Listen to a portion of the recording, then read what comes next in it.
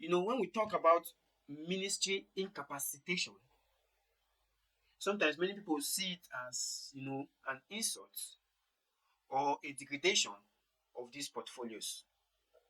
So many ministries in the Nigerian states should just be scrapped because they don't even have the full orientation of what the ministry is all about.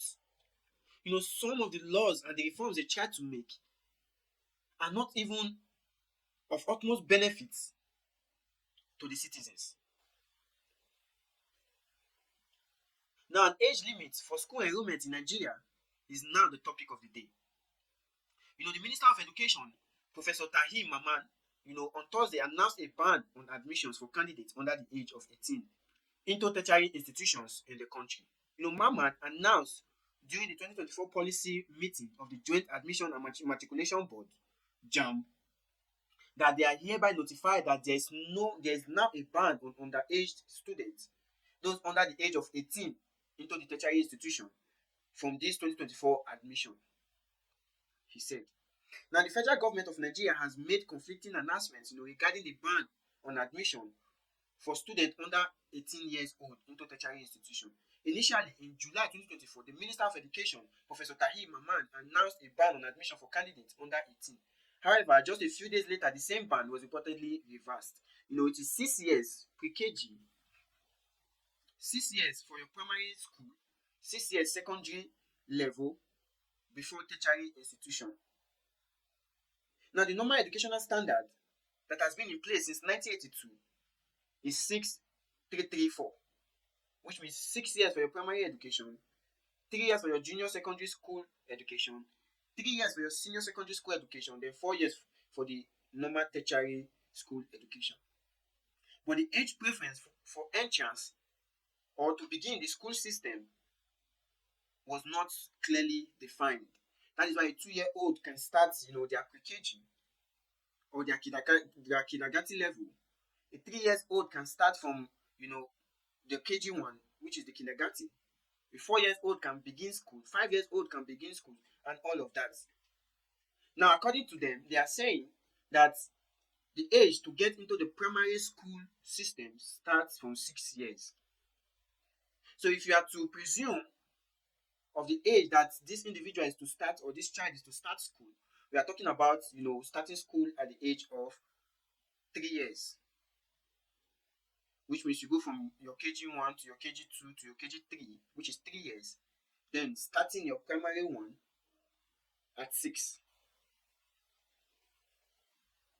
It is quite commendable, understandable, because in developed nations, especially here in Italy, the age for starting school for a child is 3 years. So your child will be 3 years before he can start the KG. The Nigerian schooling system has been so damaged that this laws no longer applies. Because when you talk about 6 for your primary school levels, back in the days we had from primary 1 to primary 6.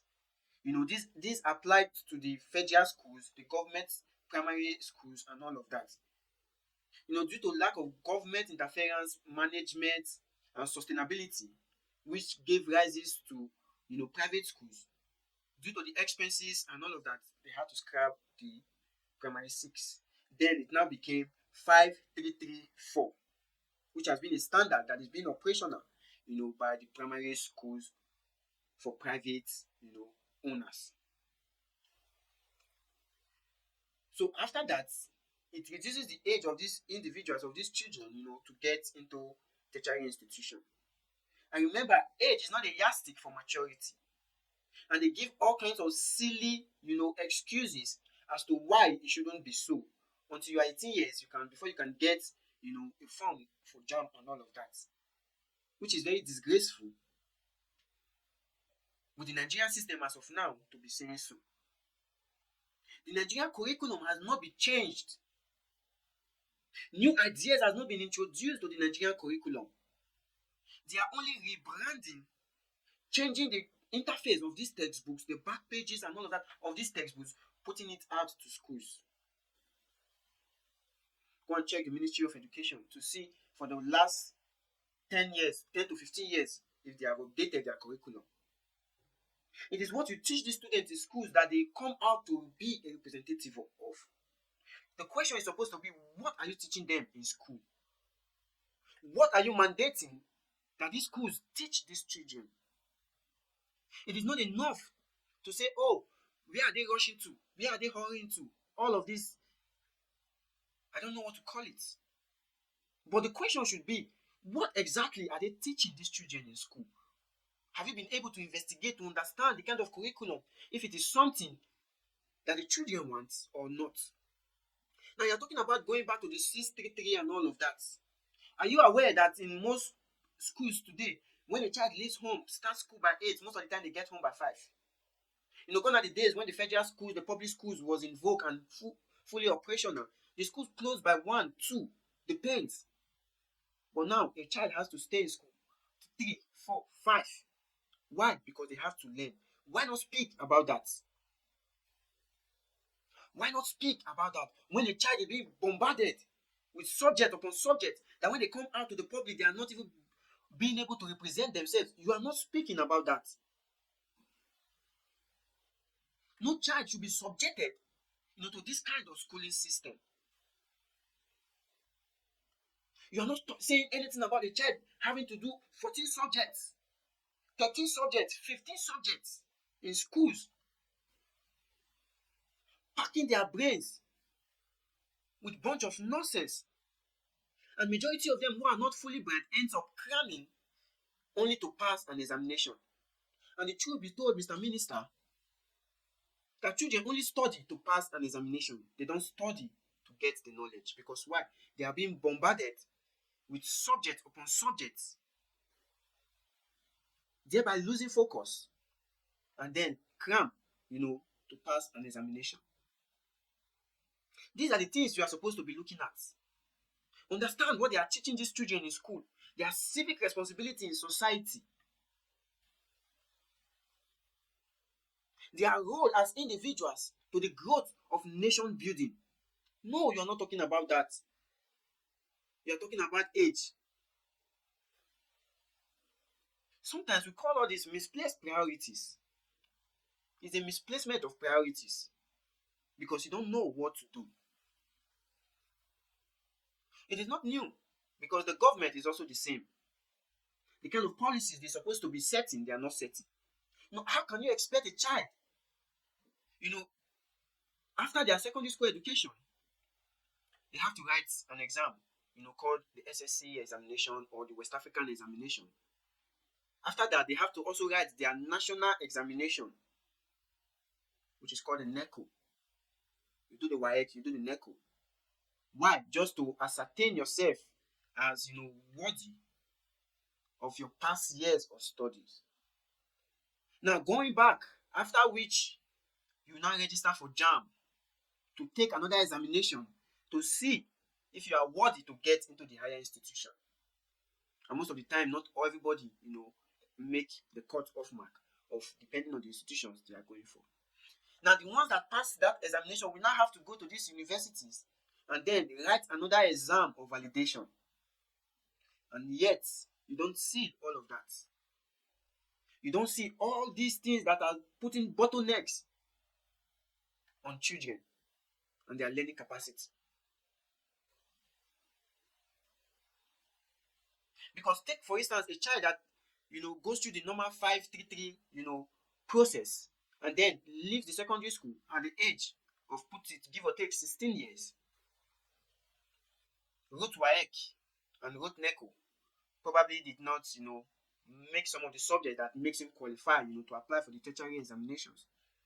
We have to resit the following year to write that same examination. And probably you are able to excel with the WAEC and the NECO. You have to face JAMB.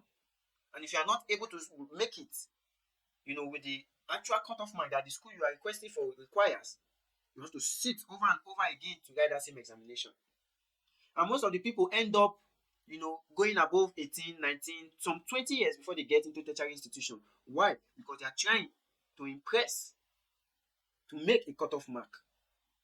So let's put it this way. If the minister had come, and said, okay, we are going back to the 6334 system that will give a child the comfortable manner of learning, adjusting the timetables of these students, adjusting the number of subjects they take, and mandating JAM to, bring down the cutoff marks for individuals going into the university, because they've already proven themselves in the WAEC, NECO, and all of that.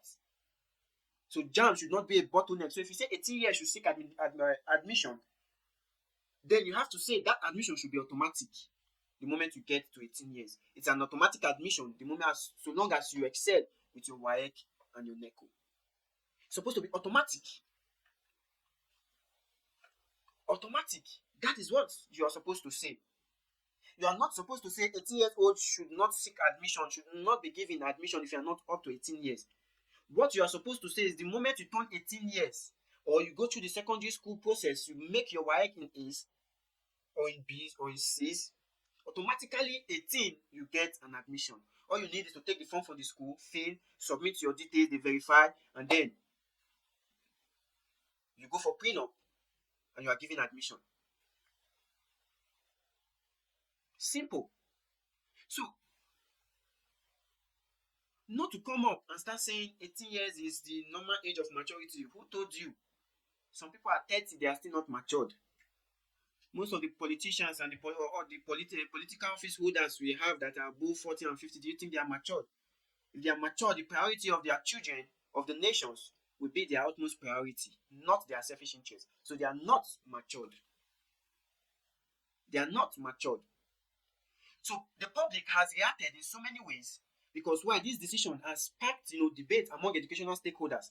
Why the Parents Teacher Association, the PTA, has endorsed the ban, citing concerns about the preparedness of their younger students for tertiary education. Others have raised concerns about the practicality and the fairness of the age restrictions. Because some parents that are well-to-do will kick against a child not getting to school by 18. Some will be for and some will be against. Depends on their financial capacity and capability. And depends on the IQ of their children and their loved ones. So the Parents Teacher Association said they endorsed it. They endorsed the ban. But there are so many questions they're supposed to ask before endorsing the ban. And these are the questions that I've already raised. To support the ban, you have to make sure the moment they write their WAEC and they are 18 years, automatic admission into the university. Because the moment you say 18 years and then they apply for JAMB, they did not make it. They apply again. Before you know, they get to 22 and still yet not being in school. The number of subjects they do in school is outrageous. Can that be revisited? The number of hours they stay in school is still outrageous. Can that be visited? These are the things that are supposed to be put in place before you start talking about 18 years of school and all of that. So notable organizations have kicked against this ban. The Nigerian Union of Teachers and the Academic Staff Union of Universities, the ASU, have disagreed with the government's decision, describing it as poor conceived and potentially harmful to the educational system, which is 100% correct. Because this announcement initially of the ban by the Minister of Education came up July 18th, 2024. And that's in July 18th, it was reportedly reversed. And, in August 27, 2024, NET and ASU expressed disagreement with the government policies. The situation remains dynamic and further updates may emerge. Okay, let's put it this way again, since they are looking for ideas on what to do. Now, why not make it an entrance age of 3? Leave the 5-3-3 educational system. The moment you're done with your WAEC, go for vocation. 2 years vocation to prepare yourself. Learn a handwork, a skill. It should be proven that you have a skill before you apply to get admission into the university. That way, the child will be exposed to innovations the moment they get into their place of further learning. Because there are so many people, when they finish their secondary school education, they don't further immediately. They have to, go learn vocational studies, learn certain skills before they even seek for admission. For me, that should be made compulsory the moment you come out from a secondary school seek a vocational studies, 2 years at max. Then you get to 18, apply, get an admission. Remove the bottlenecks if that's the case to get this admission. 2 years of vocational studies after your secondary school education. Then when you turn 18, you apply for admission and it should be automatic, because so many Nigerians that are applying for admissions overseas, they don't go through this rigorous examination that we have in our systems today that gives them admission. The only thing these tertiary institutions requires from you is to meet up the standard of what they want and what they require. But Nigeria is not the case. Some institutions outside the country, in developed nations, they request probably your WAEC examination to process your admissions, and most of the time you just get your admission. The moment you present these documents, you get your admission. But here is Nigeria. Nigeria having to do this WAEC, not being enough, introducing jamb to padlock the ways of these children to getting their admission. So for me, jamb should be scrapped if you are to go with this policy. If you want the people to support you with these policies, jamb should be scrapped. The number of subjects they take should be reduced. The number of hours they spend in schools should be reduced. The moment they write their WAEC, automatically is secured. 2 years vocational studies to get a skill, a handwork, and then they get admission by applying to the universities.